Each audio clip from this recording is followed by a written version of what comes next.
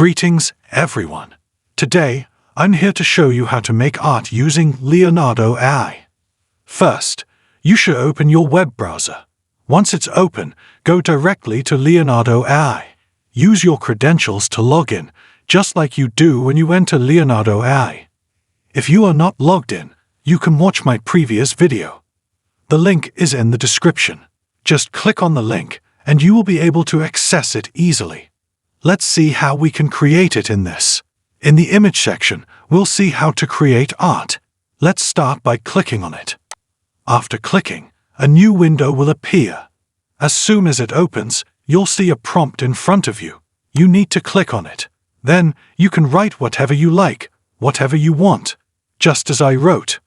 A very colorful alien with textured wrinkled skin stands at a crossroads in a big city. The evening sun shines through the skyscrapers. Cars are lined up at the intersection, and along the roadside, many people are depicted in a blurred manner.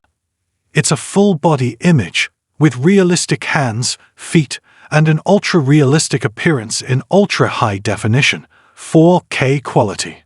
Once you've written this, just click on Generate.